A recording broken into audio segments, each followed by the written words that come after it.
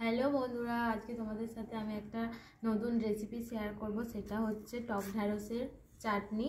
এই দেখো, এগুলো হচ্ছে টক ঢ্যাঁড়স এইগুলো। আর এগুলো হচ্ছে খোলাগুলো ছাড়িয়ে নিতে হয়। খোলাগুলো ছাড়িয়ে এগুলোর চাটনি করতে হয়। আর ভেতরের যে দানাগুলো আছে এগুলো ফেলে দিতে হয়। আর আমি এখন এই খোলাগুলো ছাড়িয়ে নেব আর দানাগুলো ফেলে দেব।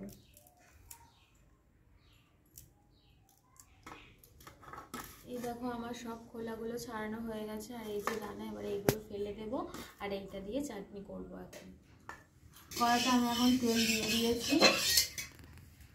এবারে দেব হচ্ছে 5 ফোঁটন, দিয়ে দিলাম। দিয়ে এবারে এই টক ঢ্যাঁড়স কটা দিয়ে দিলাম। দিয়ে এবারে নাড়তে হবে।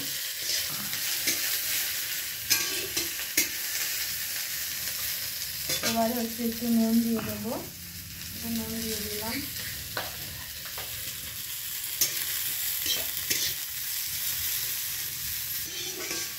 এবারে নুন দিয়ে রান্না করছি এবারে এটা।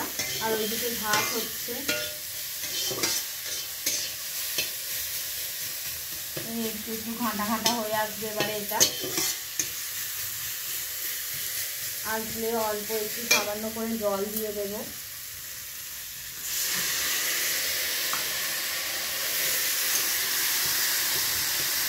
এরকম ঘেটে ঘেটে যাবে।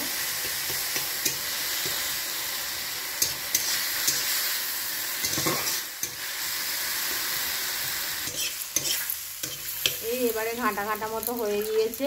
এবারে আর একটু সামান্য মতো জল দিয়ে দেব। এরকম জল দিয়ে এবারে নাড়তে হবে।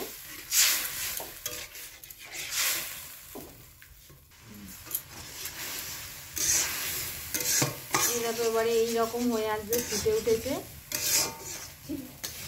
উঠেছে। এবারে হচ্ছে চিনিটা দিয়ে দেবো আমি। চিনিটা দিয়ে তারপর এরকম করে নাড়তে হবে।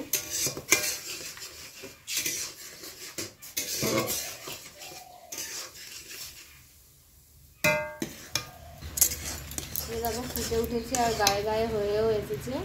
এবারে এটাকে নামিয়ে নেব। নামিয়ে নিলেই হয়ে যাবে টক ঢ্যাঁড়সের রেসিপি।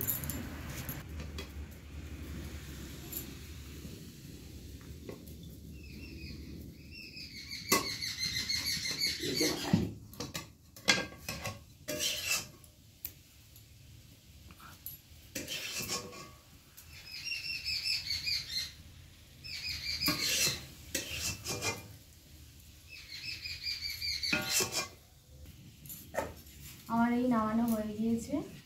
আর এই টক ঢ্যাঁড়সের চাটনি যদি কেউ কখনো খেয়ে থাকো, তাহলে তোমরা সবাই কমেন্ট করে জানাবে।